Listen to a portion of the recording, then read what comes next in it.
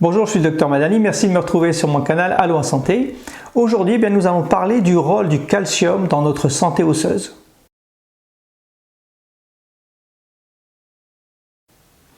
Alors quand il arrive le temps de parler de la santé de notre squelette et de l'intérêt de l'apport suffisant en calcium, on me pose généralement les mêmes questions. La question sur la quantité à ingérer minimale, nécessaire et suffisante en calcium pour répondre aux besoins de l'organisme et surtout, quels sont les aliments qui sont recommandés. Alors pour répondre à cette dernière question, on peut s'aider de ce tableau qui répertorie la quantité de calcium contenu dans différents aliments. Alors il n'y a pas de secret, on voit tout de suite que les produits laitiers sont les plus riches en calcium, on s'y attendait. Mais on remarque aussi que le lait de soja ou alors les jus d'orange ou le tofu, pour peu que ces aliments soient enrichis en calcium, ils ne sont pas mal non plus. Et surtout, ce qu'on voit, c'est que les haricots, les légumes verts et les oranges sont riches en calcium.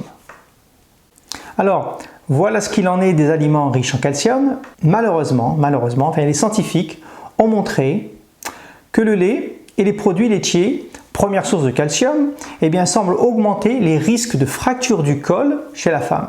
Alors ce serait dû au fait que le lait soit légèrement acide et pour compenser cette acidité, il va y avoir un effet tampon qui va être joué par le squelette qui va relarguer dans la circulation sanguine du carbonate de calcium. Donc il y a une perte de calcium au niveau de l'os, ce qui le fragilise. De plus, les scientifiques ont objectivé une augmentation des affections cardiaques dans les deux sexes cette fois-ci. Ceci serait lié au fait que le lait est riche en gras saturés et en galactose, un sucre qui est contenu dans le lait et qui, tous deux, vont obstruer ou boucher les artères.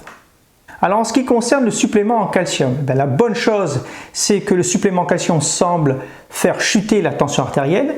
Malheureusement, ces effets bénéfiques s'estompent après quelques mois de supplémentation. Ça diminue également l'absorption, on le sait, des graisses dans l'intestin, parce que ça diminue le taux de gras saturé. Paradoxalement, on a remarqué qu'il y avait plus d'infections du myocarde dans cette population. Alors pourquoi? Il semble qu'avec la supplémentation, il y a un pic de calcium qui va se faire dans le sang et qui serait responsable d'un état d'hypercoagulabilité du sang. C'est-à-dire que le sang a tendance à se coaguler. Et maintenant, on a remarqué que le supplément calcium semble augmenter les maladies cardiaques, les accidents vasculaires cérébraux, mais ça c'est vrai pour les suppléments. Par contre, le calcium dans les aliments n'a pas ce problème-là. Alors qu'est-ce qu'on conseille en pratique? On suggère un apport d'au moins 600 mg par jour avec des aliments riches en calcium. De préférence, on va consommer des légumes verts avec une faible teneur en oxalate. L'oxalate qui a une propriété de se combiner avec le calcium avant d'être excrété par les selles. Donc ça empêche l'absorption du calcium. Donc tous les légumes verts sauf quoi? Sauf les épinards qui sont riches en oxalate, ainsi que les céleris, le persil, le poivron vert, les poireaux. Et donc ce qu'il faut consommer comme légumes verts riches en calcium, c'est les brocolis, le chou frisé, le bok choy.